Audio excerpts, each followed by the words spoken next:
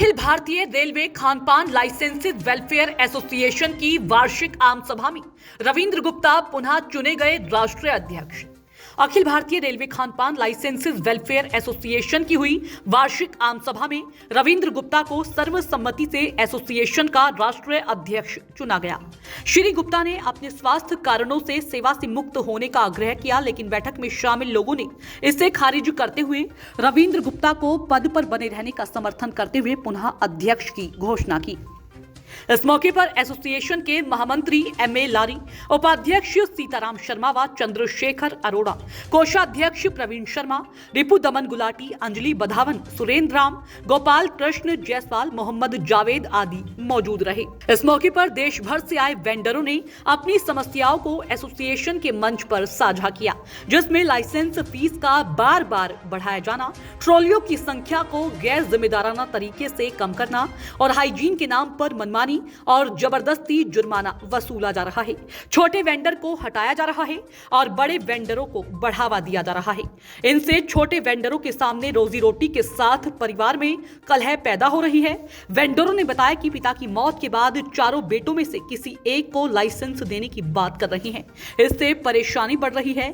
आम सभा में रेलवे के साथ एसोसिएशन द्वारा किए गए पत्राचार और अभी तक एसोसिएशन द्वारा किए गए कार्यों की दर्शाने वाले ब्रोशर का लोकार्पण किया गया।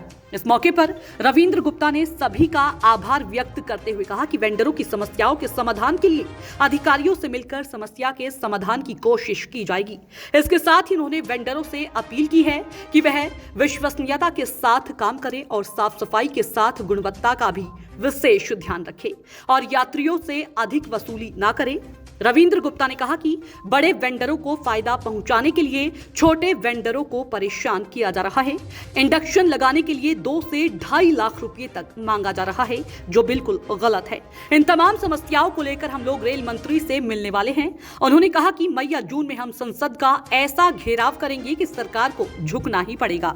सीताराम शर्मा ने कहा कि लाइसेंस फीस सबसे बड़ा मुद्दा है। ट्रॉलियों की लाइसेंस फीस स्टॉल के बराबर कर दी गई है, जो कि गलत है। ट्रॉलियों को फिक्स करने से भी आमदनी कम हो गई है। इससे रोजी रोटी का संकट पैदा हो गया है। चाय का रेट अभी तक नहीं बढ़ा, जिससे महंगाई को देखते हुए बढ़ाया जाना चाहिए। चलिए देखते हैं हमारे विशेष संवाददाता की ये खास रिपोर्ट। मैं महबूब आलम नारी, अखिल भारतीय खानपान लाइसेंसी एसोसिएशन का राष्ट्रीय महासचिव हूँ। आज पुनः चुनाव हुआ, जिसमें दोबारा चुना गया। यह संगठन 2004 से वेंडरों की समस्याओं को लेकर लगातार रेलवे बोर्ड से लेकर पार्लियामेंट और जंतर मंतर तक लड़ाई लड़ता आ रहा है, जिसके फलस्वरूप आज तक हम सब छोटे खान पान लाइसेंसी जो बाप दादा के ज़माने से स्टेशनों पर बर्तन धोकर गुजारा करते थे, चले आ रहे हैं, जिसको रेलवे ने लाख प्रयास किया हटाने का। इसके बावजूद भी हम लोग चले गए सुप्रीम कोर्ट से हाई कोर्ट में स्टे के बाद भी ये अधिकारी बाज नहीं आ रहे हैं और हम लोग को हटाने की प्रक्रिया में लगातार ही तत्पर है। लेकिन हमारा संगठन इतना मजबूत है कि विभिन्न मुद्दों पर पार्लियामेंट से लेकर के सड़क की लड़ाई लड़ने के लिए हमेशा तैयार है। आज संगठन में क्या कुछ हुआ? आज संगठन में नए राष्ट्रीय अध्यक्ष का और पूरी कमेटी का चुनाव हुआ, जिसमें रविंद्र गुप्ता जी, मैं और सीताराम शर्मा जी उपाध्यक्ष चुने गए। मैं महासचिव, रविंद्र गुप्ता जी अध्यक्ष चुने गए और आगे की जिम्मेदारी हम लोगों को कंधे पर दोबारा इन लोगों ने दिया है। मैं इन लोगों का सबका धन्यवाद करता हूँ। ठीक है, आइए। ठीक है, कितने लोग हैं, क्या कुछ आप आगे करेंगे? किन स्टेट में आपके एसोसिएशन काम करेंगे? हमारा संगठन पूरे हिंदुस्तान स्तर पे है। जो रेलवे स्टेशनों पर छोटे लाइसेंसी हैं वो हमारे मेंबर हैं, जिनका 650 का लगभग हाई कोर्ट में मेंबरशिप जमा है। हाई कोर्ट में जो स्टे है 650 लोगों का है, वैसे मेंबर ज़्यादा हैं और उतने से ही लोग, उनके लोग जुड़े हुए हैं, वेंडर हैं। कम से कम लगभग 4-5 लाख लोग हमारे काम से प्रभावित हैं, जिनका रोजी रोटी डायरेक्ट हम लोगों से जुड़ा हुआ है। आज आम सभा की बैठक में अखिल भारतीय रेलवे खानपान लाइसेंसीज वेलफेयर एसोसिएशन की आम सभा की बैठक थी और इसमें करीब 10 जोन के लोगों ने हिस्सा लिया। लोगों ने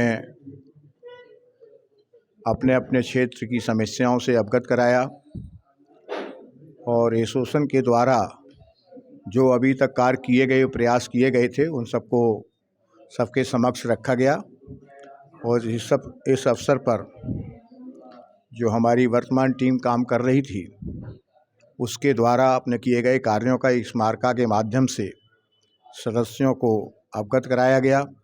वो स्मारका का यहाँ विमोचन हमारे बहुत अच्छे साथी, छोटे भाई के समान भाई पंकज श्रीवास्तव, जो भारतीय जनता पार्टी के एक होनहार युवा नेता हैं और JRCC NER के मेंबर भी हैं, उन्होंने अपने कर कमलों से पत्रिका का विमोचन किया और उसकी प्रतियां सभी सदस्यों को, जो लोग उपस्थित थे, उनको दी गईं।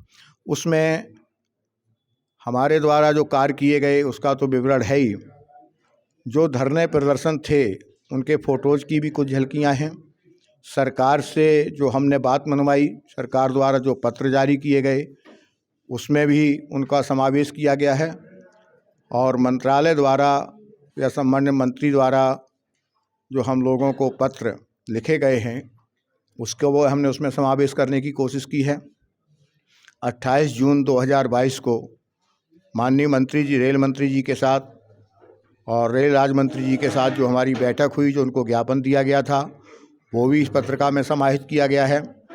इसके साथ साथ मंत्री जी के निर्देश पे 3 अगस्त 2022 को executive director railway board Shrimati Vandana Bhatnagar ji के साथ हम लोगों की एक विस्तृत चर्चा हुई थी। चर्चा के बाद जो सहमति बनती नज़र आई थी या जो नए सुझाव थे, उसके आधार पर उन्होंने एक लिखित पत्र मांगा था। वो हम लोगों ने 3 अगस्त 2022 को 8 अगस्त 2022 को मंत्रालय को दे दिया। अब उस पर अभी क्या कार्रवाई हुई, नहीं हुई, उन सब का विवरण अभी हमने जो दिया है उसमें यहाँ तक का था। इस खबर में अभी के लिए इतना ही। बने रहिए हमारे चैनल के साथ और साथ ही हमारे चैनल को लाइक करें, सब्सक्राइब करें। धन्यवाद।